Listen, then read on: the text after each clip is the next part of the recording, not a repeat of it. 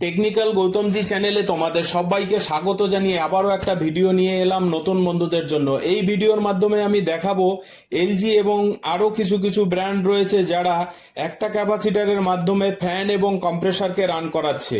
এক্ষেত্রে আমি যদি ফ্যান এবং কম্প্রেসারকে আলাদা আলাদা ক্যাপাসিটর দিয়ে রান করাতে চাই, সেক্ষেত্রে আমরা কি কানেকশন করব সেটাই আমি এই ভিডিওর মাধ্যমে দেখানোর চেষ্টা করেছি নতুন বন্ধুদের জন্য।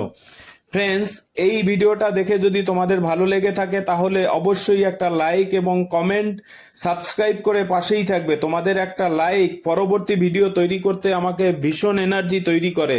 তো ফ্রেন্ডস, একটা লাইক করতে কিন্তু ভুল করবে না, এবং পরবর্তীতে কি ধরনের ভিডিও চাও তোমরা দেখতে অবশ্যই তোমরা কমেন্ট করবে। চলো এবার দেখে নি ভিডিওটি। তো ফ্রেন্ডস, আজকে আমরা একটা ব্রেকডাউন কলে এসেছি।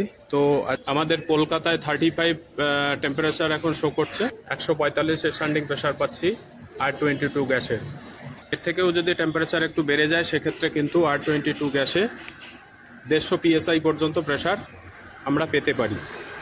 এই ক্যাপাসিটারটা খারাপ আছে, 50 MFD।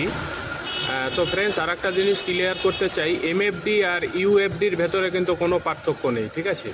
এখানে দেখো 50+2 ইউএফ আছে। তো ইউএফ আর এমএফডি এর ভেতরে কিন্তু ডিফারেন্স কিছুই নেই।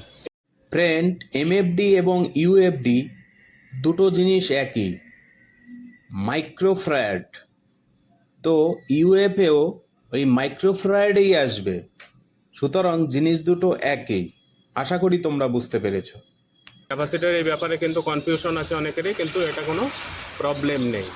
50+2 ইউএফ আর 50+2 এমএফডি সেম একই ক্যাপাসিটার, ঠিক আছে? তো এখানে 3 লাইন কানেকশন দেখে 3টে টার্মিনাল রয়েছে এখানে। এটা হচ্ছে নিউট্রাল, এটা হচ্ছে কম্প্রেসার স্টার্টিং, আর ওটা হচ্ছে ফ্যান স্টার্টিং।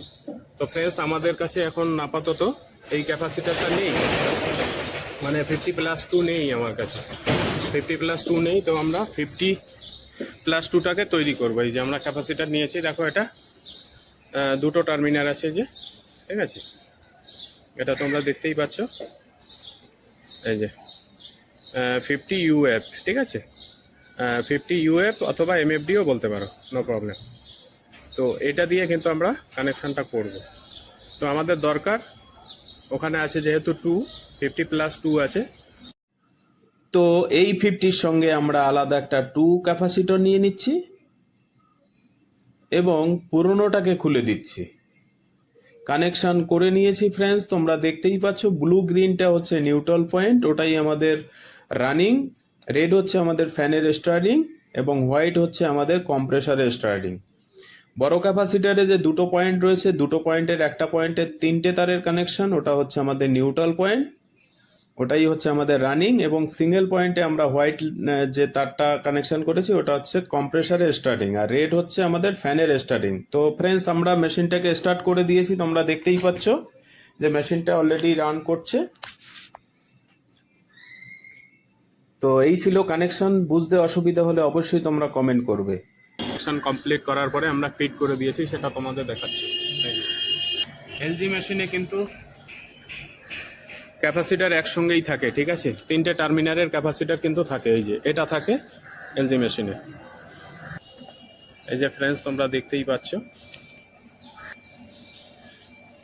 50+2 ইউএফ, এটাকে তুমি এমএফডিও বলতে পারো, নো প্রবলেম। দুটো স্টার্টিং পয়েন্ট, আর ব্ল্যাক যেটা আছে ওটা নিউট্রাল পয়েন্ট। এই ভিডিওটাকে সম্পূর্ণ দেখার জন্য তোমাকে অসংখ্য ধন্যবাদ জানাচ্ছি। তোমাদের ভালোবাসা পেয়ে আমার ভীষণ ভালো লাগছে। আগামীতে আরো অনেক অনেক ভালোবাসা পেতে চাই। হ্যাঁ, তোমরা সবাই সুস্থ থাকবে। তোমাদের সুস্থতা কামনা করে ভিডিওটা এই পর্যন্তই শেষ করছি। Thank you.